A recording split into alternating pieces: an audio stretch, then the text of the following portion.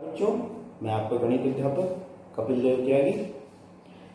देखिए, हम पिछले सेशन में द्विघात समीकरण में एक्सरसाइज 4.3 कर रहे थे। उसके बारे में आपको बता दिया था, श्रीधराचार्य सूत्र बता दिया था, विविध कर आपको बता दिया था, b² - 4ac कैसे ज्ञात करते हैं। उसके कुछ प्रश्न भी हमने कर लिए थे। प्रश्न नंबर 3 तक हम हल कर चुके थे। आज हम प्रश्न नंबर 4 से स्टार्ट करते हैं। देखिए, प्रश्न नंबर 4। चौथे प्रश्न से आपके युगपत समीकरण स्टार्ट होती हैं, जो आपको बनानी भी खुद होती है और हल भी खुद करनी होती है। देखिए, चौथे प्रश्न में आपको कहा गया है कि 3 वर्ष पूर्व रहमान की आयु का व्युत्क्रम और अब से 5 वर्ष पश्चात आयु के व्युत्क्रम का योग 1/3 है। अब हम वर्तमान आयु रहमान की मान के चलते हैं, क्योंकि वही अननोन है आपकी। उसी से आप 3 साल पहले या 5 साल बाद की बात कर रहे हैं। तो माना रहमान की वर्तमान आयु, आप उसे x मान लीजिए। ठीक, सबसे पहले 3 वर्ष पूर्व, तो 3 वर्ष पूर्व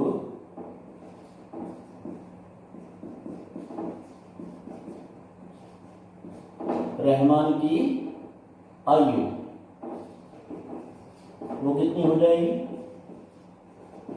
पूरा ही लिखते हैं, रहमान की आयु वो हो जाएगी x-3। ये पहले भी मैंने आपको समझाया था। मान लीजिए आज आप 15 साल के हैं, तो 3 वर्ष पूर्व आपकी आयु क्या थी? 3 साल पहले कितने थे फिर आप? 12 साल के थे। तो वही यहाँ पे है, यदि उसकी वर्तमान आयु x है तो 3 साल पहले x-3 होगी। ठीक, इसी प्रकार से 5 वर्ष पश्चात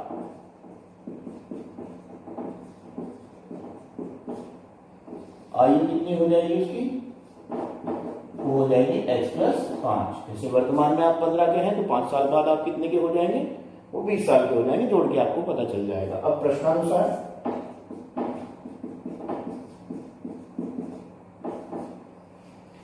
इसने कहा इसका व्युत्क्रम और इसका व्युत्क्रम यदि हम जोड़ें, व्युत्क्रम का मतलब 1/(x-3) + 1/(x+5) वो कितने के बराबर है? 1/3 के बराबर है। यही तो इसने कहा है। इसने कहा 3 वर्ष पूर्व रहमान की आयु का व्युत्क्रम अब से 5 वर्ष पश्चात आयु के व्युत्क्रम का योग 1/3 होता है। तो इस प्रकार का प्रश्न हमने तीसरे प्रश्न का सेकंड पार्ट करा था।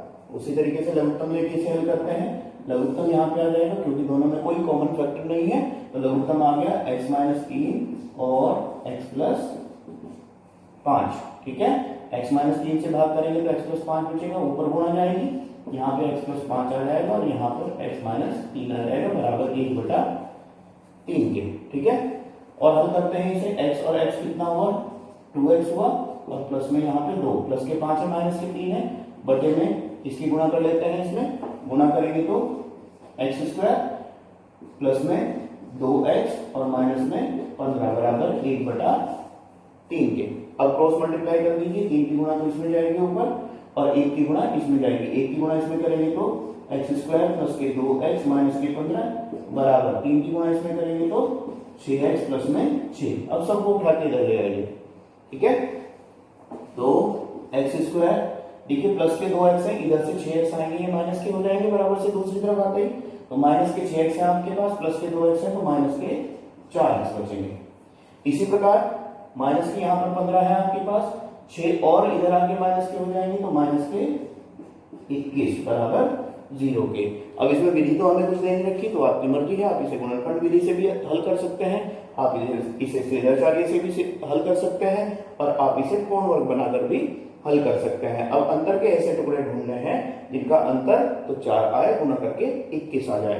तो क्या मिल रहा है आपको? 7 और 3 मिल रहा है। तो इसके स्थान पर आप रखेंगे x² माइनस में 7 माइनस में 3 और बाहर x माइनस में 21 बराबर 0 के।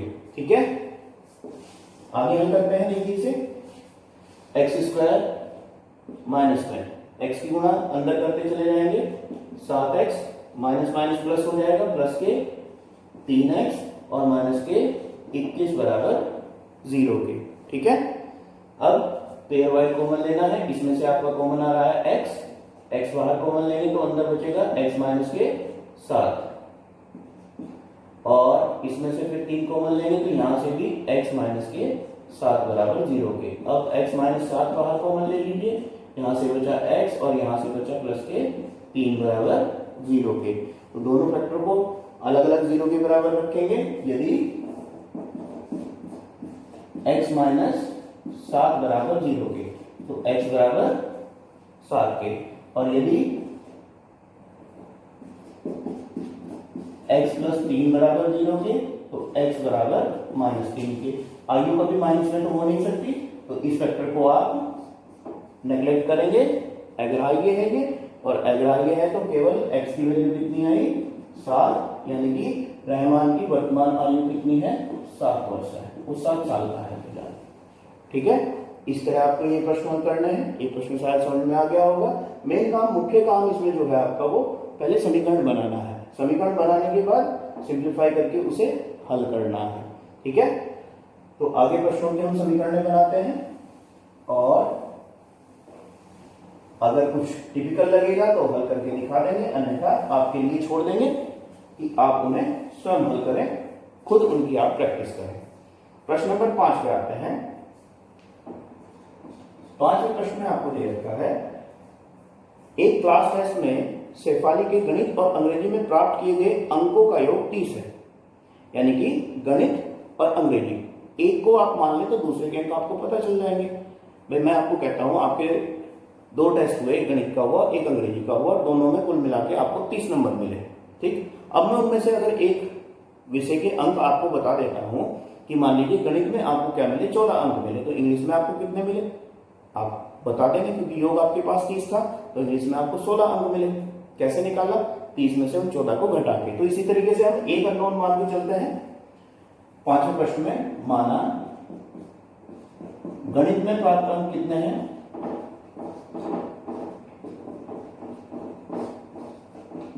अंक वो आपने मान लिए x। ठीक है, एक अननोन हमने मान लिया, तो अंग्रेजी में प्राप्त अंक कितने होंगे फिर, वो हमारे पास हो जाएंगे 30 माइनस में x, क्योंकि दोनों का योगफल 30 था। अब क्या कहता है ये आगे इस प्रश्न में, ये कहता है यदि उसको गणित में 2 अंक अधिक मिलते, गणित में कितने मिले उसे x, अगर 2 और ज्यादा मिल जाते यानी कि कितने मिल जाते x प्लस 2, और अंग्रेजी में 3 अंक कम मिलते, इसमें से 3 कम कर दीजिए, 3 घटाएंगे तो 27 माइनस x हो जाएगा, वो प्रश्नानुसार है। तो ये कह रहा है तो उनके अंकों का गुणनफल 210 हो जाता है। प्रश्नानुसार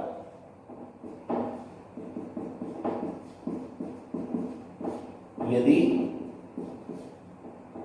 गणित में प्राप्त अंक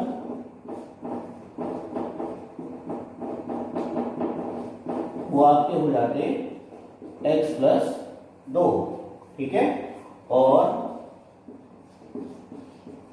अंग्रेजी में प्राप्तांक कितने हो जाते हैं हमारे पास, इसमें से 3 घटाएंगे तो 27 माइनस में x। ठीक है, तो इनका गुणनफल 210 हो जाता है। ठीक है, गुणनफल यानी कि x प्लस में 2 और गुणा में 27 माइनस में x बराबर कितने के हो जाता है आपके पास 210 के हो जाता है। ठीक है, अब इनकी गुणा आप कर सकते हैं, माइनस इसमें से कॉमन लेके बाहर रख लूं, माइनस को बाहर रख लिया मैंने। अब इनकी गुणा करते हैं तो x² माइनस में 25x हो जाएंगे। ठीक है, और माइनस में ही आपके पास हो जाएंगे 54 बराबर 210 के। ये माइनस चिन्ह इधर हमने बाहर इसमें से कॉमन लिया था जो बाहर रख लिया। आप ना भी कॉमन लेना चाहें तो सीधे सीधे गुणा कर सकते हैं, कोई फर्क नहीं उसका पड़ता। ये माइनस उधर चला जाएगा 210 पे, ये हो जाएगा आपके पास x² माइनस में 25x माइनस में 54 बराबर माइनस के 210। इसे भी इधर ले जाएंगे उठा के। अब देखिए समीकरण आपके पास बनी x² माइनस में 25x, ये माइनस के 210 इधर आके किसके होंगे प्लस के हो जाएंगे, और प्लस के होंगे तो फिर जब आप इसमें प्लस 210 करेंगे, ठीक है ना, प्लस 210 करेंगे तो आपके पास आएगा 156 156 प्लस के 156 बराबर 0 के। ठीक है, अब इसके गुणनखंड आपको करने हैं। संभवतः 13 और 12 इसके गुणनखंड हो जाएंगे। x का मान निकाल के यहाँ पे रख देंगे, गणित में प्राप्तांक प्राप्त हो जाएंगे आपको, और अंग्रेजी में भी प्राप्तांक आपको प्राप्त हो जाएंगे। तो ये प्रश्न आपको खुद करना है, ठीक है। इस तरीके से हम समीकरण बनाते जा रहे हैं, जिसमें अगर कोई दिक्कत होगी उसे हम करवाएंगे भी। यहाँ पर तो आपको सीधे सीधे इसके टुकड़े हो रहे हैं, ठीक है ना, तो आप इसे पूर्ण करेंगे खुद। नेक्स्ट क्वेश्चन पे आते हैं, प्रश्न नंबर 6 पे। छठे प्रश्न में आपको दिया गया है कि एक आयताकार खेत का विकर्ण उसकी छोटी भुजा से 60 अधिक लंबा है। यदि बड़ी भुजा छोटी भुजा से 30 मीटर अधिक है तो खेत की भुजाएं ज्ञात कीजिए। अब देखिए आयताकार खेत है, छठे प्रश्न में आयत के आकार का एक खेत है हमारे पास, ये एक रफली फिगर हम बना लेते हैं। इसने कहा इसकी जो छोटी भुजा है वो विकर्ण उससे छोटी भुजा से 60 अधिक लंबा है, और जो बड़ी वाली भुजा है वो छोटी भुजा से 30 अधिक है। यानी कि सारा कंपैरिजन जो आपको दे रखा है छोटी वाली भुजा से दे रखा है, इससे मैं कंपैरिजन अगर करूं तो इससे मान लेना छोटी भुजा को उचित होगा। छोटी भुजा को हमने मान लिया x है, विकर्ण कितना है इससे 60 अधिक है, x + 60 हो गया, और जो बड़ी भुजा है यानी कि लंबाई जो है इसकी आयत की वो इससे 30 अधिक है, तो ये x + 30 हो गया, ठीक है ना। लिखने का तरीका, प्रश्न को करने का तरीका, माना छोटी भुजा बराबर x मीटर के, ठीक है। तो विकर्ण कितना हुआ, वो आपके पास हुआ x + 60 के, और बड़ी भुजा वो कितनी हो गई आपके पास x + 30 के। देखिए अब यहां पे ये आयत था, तो आपको पता है कि आयत का प्रत्येक कोण समकोण होता है, समकोण होता है, तो इसमें आप पाइथागोरस प्रमेय लगा सकते हैं। पाइथागोरस प्रमेय के अनुसार पाइथागोरस में क्या था, विकर्ण का वर्ग या कर्ण का वर्ग शेष दो भुजाओं के वर्गों के योग के बराबर होता है। तो पाइथागोरस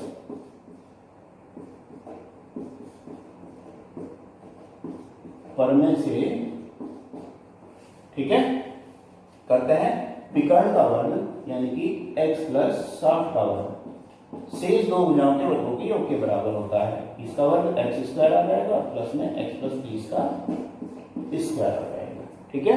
अब इसे प्रश्न को आप हल कर सकते हैं। इसका वर्ग खोल दीजिए, a + b के होल स्क्वायर वाले सूत्र से x² प्लस में 3600 प्लस में 120x आ जाएगा, ठीक है। 2ab बराबर, इसी तरह इधर x² प्लस में x² यहां से प्लस में 900 और प्लस में 60x, ठीक है। देखिए एक x² से तो एक x² कट रहा है यहीं पे, बाकी सबको उठा के उस तरफ लेके जाएंगे, तो यहां पर हमारे पास था x², ठीक है, और प्लस के 160x थे, जब 120 उधर जाएंगे तो ये माइनस के होंगे, ठीक है। माइनस के 120 हुए, प्लस के 60 है आपके पास, तो बचेंगे माइनस के 60x, ठीक है। इसी तरीके से प्लस के 3600 है, ये 900 है इधर, और 3600 इधर जाएंगे माइनस के, तो कितने बचेंगे आपके पास, माइनस के 2700 बराबर 0 की। ये आपके पास एक द्विघात समीकरण बची हुई रह गई। तो अब आपको अंतर के ऐसे टुकड़े ढूंढने हैं जिनका अंतर तो 60 आए और गुणा करके 2700 आ जाए। तो 90 और 30 आपके गुणनखंड बन रहे हैं, 60 के स्थान पर 90 - 30 रखेंगे और इसे समीकरण को हल कर देंगे। वहां से x का जो भी मान है वो यहाँ रख के इनकी भुजाओं की लंबाइयां आप ज्ञात कर सकते हैं, ठीक है। इस प्रश्न को भी आप खुद पूर्ण करेंगे। अब लेके आते हैं 7वें प्रश्न पे। 7वें प्रश्न में आपको दे रखा है दो संख्याओं के वर्गों का अंतर 180 है। छोटी संख्या का वर्ग बड़ी संख्या का 8 गुना है, ठीक है। दोनों संख्याएं ज्ञात कीजिए। प्रश्न नंबर 7 में हम मान लेते हैं माना संख्याएं, क्योंकि दोनों संख्याओं के बीच में परस्पर प्लस का या माइनस का कोई रिलेशन नहीं दे रखा कि दोनों का योगफल इतना है या दोनों का अंतर इतना है, तो ज्यादा बेहतर इसी स्थिति में होगा कि आप दोनों संख्याएं मान लीजिए, एक x है और एक y है, ठीक है। पहले में इसने कहा है कि दोनों संख्याओं के वर्गों का अंतर हम मान लेते हैं कि x बड़ी है और y छोटी है। यहाँ पे x ग्रेटर देन मान लीजिए y के। तो इसने कहा प्रथम स्थिति में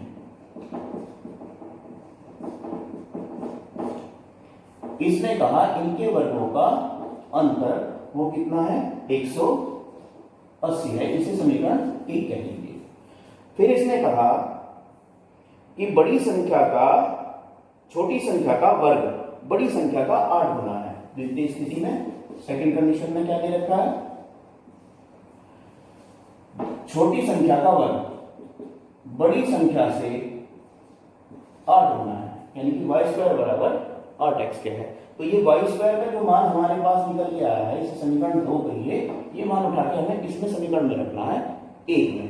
ठीक है, y² का मान समीकरण 1 में रखने पर, समीकरण 1 में रखेंगे तो देखिए क्या आता है, x² माइनस में y² की जगह 8x और बराबर 180 के। 180 को भी इधर ले आएंगे, x² माइनस में 8x माइनस में 180 बराबर 0 के। ठीक है, द्विघात समीकरण बन गई। अब अगर आपके पास x का मान आ जाता है तो यहाँ x का मान रख के y का भी मान आप निकाल सकते हैं। और x का मान कैसे निकालेंगे, गुणनखंड विधि से। आपको अंतर के ऐसे दो टुकड़े ढूंढने, दो संख्याएं ऐसी ढूंढनी है जिनका अंतर तो 8 आए और गुणा करके 180 आए। तो स्पष्ट आपको दिख रहा है 18 और 10 हो जाएगा, 18 में से 10 घटाएंगे तो 8 आएगा और 18 और 10 की गुणा करेंगे तो 180 आ जाएगा। डायरेक्ट लिख दे रहा हूं मैं, देखिए गुणनखंड। तो यहां से हमारे पास आएगा x माइनस के 18 और x प्लस के 10 बराबर 0, ये इसके गुणनखंड आएंगे। तो जब आप दोनों को अलग अलग बराबर रखेंगे, यहां से देखिए इस वाले वेक्टर से अगर इसे 0 के बराबर रखते हैं तो x का मान कैसा आएगा, माइनस के 10 आएगा। और माइनस में जो मान होगा वो आपका अग्राह्य होगा, क्योंकि आपकी जो संख्या होगी वो आप माइनस में नहीं ले रहे हैं। प्लस में लेंगे तो, इसमें लेंगे तो x का मान यहां से आपके पास आ जाएगा 18। ठीक है, x का मान ये 18 आता है।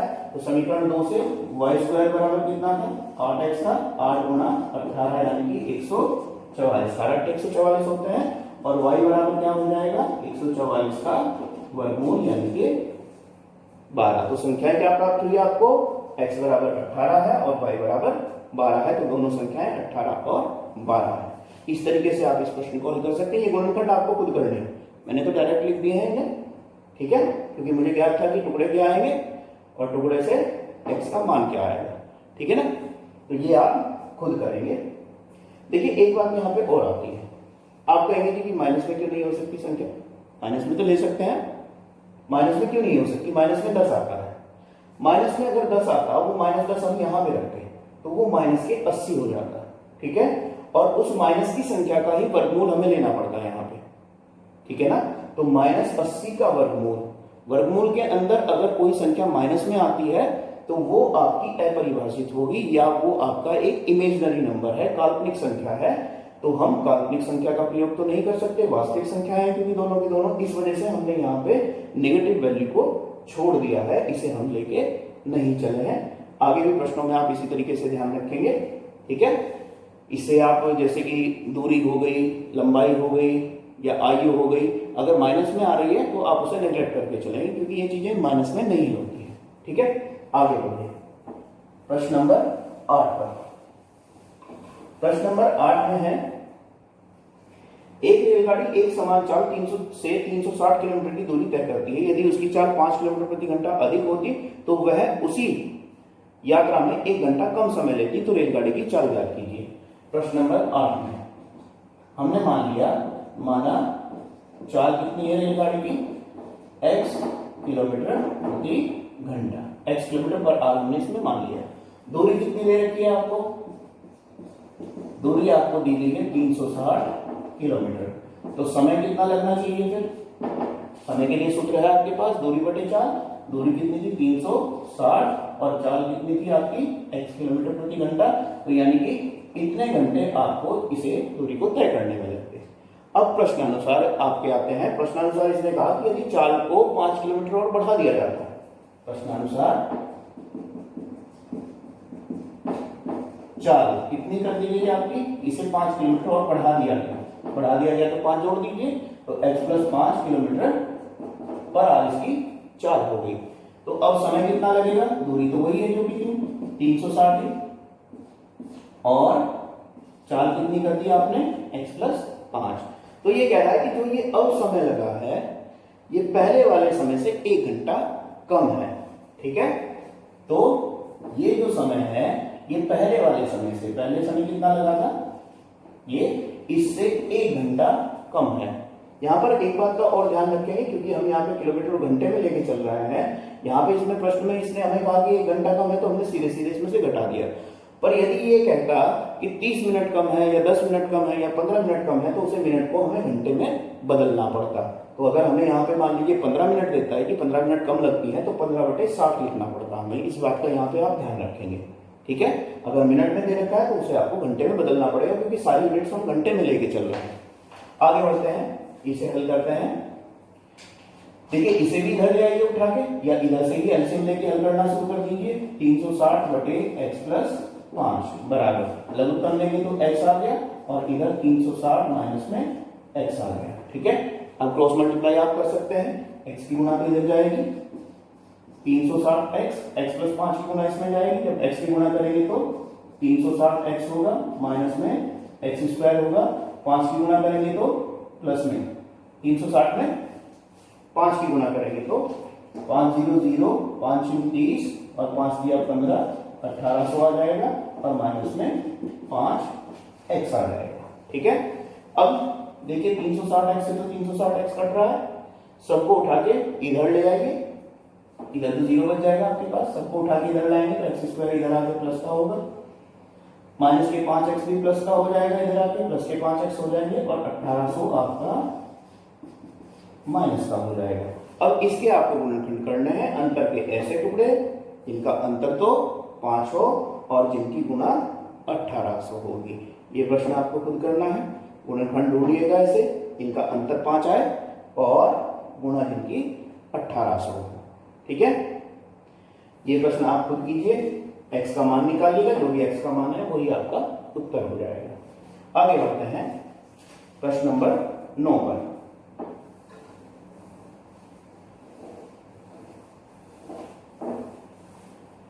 प्रश्न नंबर 9 में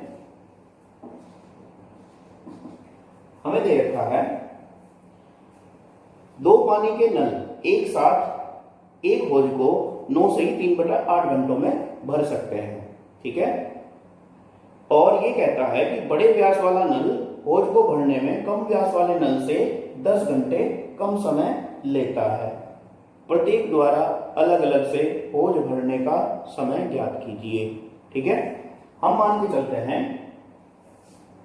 माना बड़ा नल, क्योंकि एक बड़े व्यास वाला है एक छोटे व्यास वाला है, तो हम उसे बड़े व्यास वाले को बड़ा नल कहते हैं। बड़ा नल हौज को भरने में लगा समय बड़े नल से, हौज को भरने में लगा समय, ये हमने मान लिया x है। ठीक है, तो छोटे को क्या होता है, इससे 10 घंटे ज्यादा लगते हैं, तो छोटे नल से हौज को भरने में लगा समय कितना हो जाएगा, x प्लस 10 घंटे। ठीक है, अब प्रश्न में आपको दे रखा है कि ये अगर दोनों खोल दिए जाएं, उस हौज के अंदर दोनों एक साथ काम करना शुरू करते हैं, तो ये उसे भरने में 9 से 3/8 घंटे लेते हैं, यानी कि 75/8 घंटे लेते हैं। देखिए, इस तरह काम समय वाले प्रश्नों में आपको क्या करना होता है, अगर हमें 1 घंटे का काम पता है, जैसे मैं आपको एक उदाहरण देता हूं, एक व्यक्ति एक दीवार पर पेंट करना शुरू करता है, वो उस दीवार को 5 दिन में पेंट कर सकता है। ठीक है, यानी कि उसने काम शुरू करा, वो 5 दिन में उसे पूरा कर देता है। तो मैं आपसे पूछता हूं कि एक दिन में वो उस दीवार का कितना हिस्सा पेंट करता था। बड़ा सिंपल सा जवाब है, 1/5 हिस्सा करता होगा। भाई दीवार के 5 हिस्से कर दिए, पहले दिन एक हिस्सा, दूसरे दिन दूसरा, तीसरा, चौथा, 5वां करके 5 दिन में वो उसने काम पूरा कर दिया। तो यानी कि एक दिन में वो 1/5 5 पूरा कर सकता था। तो यहां पे भी आपको यही करना है, ठीक है। इसका बड़े नल का 1 घंटे का काम,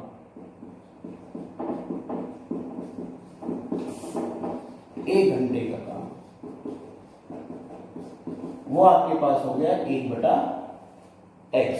इसी तरीके से छोटे नल का 1 घंटे का काम, वो 1/x + 10 हो गया, ठीक है ना ये बात। और दोनों का मिश्रित काम, जब दोनों को आपने खोल दिया तो 1 घंटे में दोनों कितना काम करेंगे, दोनों का 1 घंटे का काम,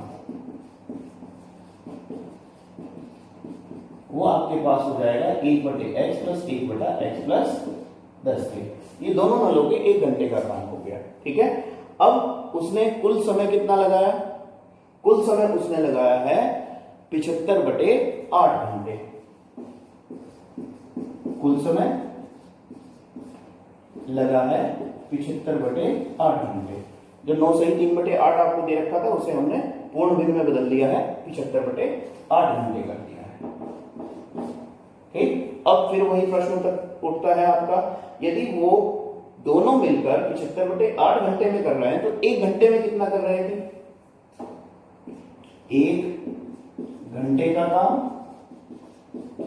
इसे वही आपको व्युत्क्रम करना है, इसका उल्टा करना है, यानी कि 8/75। परंतु यहां तो 1 घंटे का काम हमारे पास ये आया और यहां पर ये आया, तो दोनों से, इससे और इस वाले से, तो क्या होगा आपका 1/x प्लस में 1/x + 10 बराबर 8/75 के। अब वही काम आपको करना है, लघुत्तम लेंगे, लघुत्तम लेने के बाद, लघुत्तम लेंगे तो दोनों की गुणा हो जाएगी, यानी कि x² प्लस में 10x आ जाएगा, इधर x + 10 होगा और प्लस में x हो जाएगा, बराबर 8/75 के हो जाएगा। क्रॉस मल्टीप्लाई करना शुरू करेंगे, यहाँ पे तो देखिए 2x आ रहे हैं, 2x में 75 की गुणा करेंगे तो 150x आ जाएगा आपके पास, और 75 की गुणा 10 में करेंगे, प्लस में 750 आ जाएगा, बराबर में इधर आइए 8x² आ जाएगा और प्लस में 80x आ जाएगा। 8 की गुणा जब 10 में करेंगे, सबको उठा के एक साइड ले जाइए, तो इधर है आपके पास 8x², ठीक है। 150x इधर जाके माइनस के होंगे, पहले से ही 80x वहां पे रखे हुए हैं, तो माइनस के 70x हो जाएंगे आपके पास, और 750 उधर जाके माइनस के 750 हो जाएंगे, बराबर 0 के, ठीक है। अब ये समीकरण आपको हल करनी है, इसके गुणनखंड करने हैं। पहले 8 की 750 में गुणा करेंगे, गुणा करने के बाद अंतर के में टुकड़े लाएंगे जिनका अंतर तो 70 हो, और गुणा करके वो हो जो 8 की और 750 की गुणा आ रही है। और छोटा अगर इस प्रश्न को आप करना चाहते हैं तो पूरी समीकरण को 2 से भाग भी कर सकते हैं। 2 से भाग अगर पूरी समीकरण को कर दें तो यहाँ पे आ जाएगा 4x² माइनस में 35x आ जाएगा, और माइनस में इसे भाग करेंगे 2 × 6 2 × 7 14 2 × 10 375 के आ जाएगा, ठीक है ना। 4 की गुणा इसमें करेंगे तो 1500 आ जाएगा आपके पास, ठीक है। अब आपको अंतर के ऐसे टुकड़े ढूंढने हैं जिनका अंतर तो 3500 और गुणा जिसकी 1500 हो, ठीक है। तो वहां से टुकड़े जब मिलेंगे x का मान मिलेगा, और x का मान वापस उठा के यहाँ पे रखना है, तो बड़े नल द्वारा लिया गया समय भी आ जाएगा और छोटे नल द्वारा लिया गया समय भी आपके पास आ जाएगा x का मान निकालते ही, ठीक है। x का मान लेंगे हमेशा धनात्मक ही, जो धनात्मक आएगा उसी का चूज करेंगे आप, क्योंकि जो लिया गया समय होगा वो केवल धनात्मक होगा, ऋणात्मक नहीं हो सकता। प्रश्न को पूरा करेंगे, आगे बढ़ते हैं। प्रश्न नंबर 11। 11वें प्रश्न में आपको दे रखा है, मैसूर और बेंगलोर के बीच में 132 किलोमीटर यात्रा करने में एक एक्सप्रेस रेलगाड़ी सवारी गाड़ी से 1 घंटा समय कम लेती है। जो एक्सप्रेस ट्रेन है वो जो वैसी लोकल ट्रेन है उससे 1 घंटा कम लेती है। तो ये कह रहा है कि यदि एक्सप्रेस रेलगाड़ी की औसत चाल सवारी रेलगाड़ी की औसत चाल से 11 किलोमीटर प्रति घंटा अधिक हो तो दोनों रेलगाड़ियों की औसत चाल ज्ञात कीजिए। प्रश्न नंबर 10 में एक्सप्रेस की जो हमारी चाल है वो हमने मान ली कितनी, x, ठीक है। तो जो लोकल है आपकी उसकी चाल हमने मान ली कितनी हो जाएगी, इसने पहले कहा है कि 11 किलोमीटर घंटा अधिक है, ये चाल जो है 11 अधिक है, इसकी x माइनस 11 हो जाएगी, 11 कम कर देते हैं, ठीक है ना। तो अब ये 132 किलोमीटर की यात्रा कर रहा है, दोनों रेलगाड़ियां ही। तो एक्सप्रेस द्वारा लिया गया समय, लगा समय कितना होगा, क्योंकि 132 किलोमीटर की दूरी थी और चाल कितनी थी, x थी, ये समय है। और लोकल जो ट्रेन थी आपकी, लगा गया समय कितना होगा, दूरी तो वही है 132 और बटे में x माइनस 11 के। अब प्रश्नानुसार ये जो ट्रेन है ये इससे 1 घंटा कम ले रही है, यानी कि 132 बटे x, ये वाला जो समय है वो 132 बटे x माइनस 11, इसमें से 1 घंटा, ये वाली 1 घंटा अधिक ले। देखिए सोचने वाली बात क्या है, 1 घंटा कम ले रही है, कम ले रही है तो माइनस कर रहे हैं, पर ज्यादा ले रही होती तो 1 घंटा प्लस कर रहे। देखिए हमें पहले ये सोचना है कि ये बड़ा है या ये बड़ा है। यहाँ 132 को आप बड़ी संख्या से भाग दे रहे हैं और यहाँ 132 को कुछ छोटी संख्या से भाग दे रहे हैं, तो ये कम है, ये कम है और ये ज्यादा है। तो कम में, यदि ये कम है हमारे पास, तो इसे इक्वल करने के लिए, बराबर करने के लिए इधर हमें प्लस करना पड़ेगा, और इधर हम करते, ये समय जो था, ये वाला समय एक्सप्रेस ट्रेन का जो समय था, ये 1 घंटा कम था इससे, इस वाली से, ठीक है। तो इधर करना है तो माइनस करेंगे, और इधर करना है तो आपको, इधर करना है तो माइनस करेंगे और इधर करना है तो प्लस करेंगे आपको, क्योंकि ये कम था। इसके बराबर लाने के लिए आपको क्या करना पड़ेगा, इसे इसमें से घटाना पड़ेगा, ठीक है ना। मैंने आपको बताया था, उसे एक बार दोबारा देखिए। यहाँ 132 को एक बड़ी संख्या से भाग दे रहे हैं तो ये कम आएगा, और यहाँ 132 को एक छोटी संख्या से भाग दे रहे हैं तो ये ज्यादा आएगा। इस ज्यादा को इसके बराबर लाने के लिए हमें कम करना पड़ेगा, तो माइनस कर रहे हैं। या तो ये सोच सकते हैं, नहीं तो जो प्रश्न में कह रहा है वही करते हैं कि एक्सप्रेस ट्रेन द्वारा लिया गया समय लोकल ट्रेन द्वारा लिए गए समय से 1 घंटा कम है। जो प्रश्न में कह रहा है वो आप लिखते चले जाइए। अब इसका लघुत्तम लेके इसे द्विघात समीकरण में परिवर्तित करेंगे। 132 बटे x बराबर लघुत्तम लेंगे तो x माइनस 11 के, और यहां से 132 माइनस में x और प्लस में 11 के, 132 बटे में x इधर आपके पास आ जाएगा, जोड़ेंगे तो इसमें 143 माइनस में x और बटे x माइनस 11 के, क्रॉस मल्टीप्लाई कर दीजिए आप। यहां से आपके पास बचते हैं 132x और माइनस में 11 की गुणा इसमें करेंगे तो 11 दूनी 22, 11 दिया 35, 35 हो जाएंगे और 11 का, ठीक है। और इधर आपके पास क्रॉस मल्टीप्लाई करेंगे तो 143 x हो जाएंगे, माइनस में x स्क्वायर हो जाएगा, ठीक है ना। अब इसे इधर लाके वही द्विघात समीकरण बनती है और उसे आप हल कर सकते हैं, ठीक है। गुणनखंड विधि द्वारा हल करेंगे, x का मान रख के इनमें निकाल लेंगे, यहाँ पे दोनों की औसत चाल निकल आएगी। तो इस तरीके से ये आपके प्रश्न हैं, इन्हें आप स्वयं प्रयास करें करने का, उदाहरण जरूर कर लें एक बार। आज के लिए इतना ही, धन्यवाद, नमस्कार।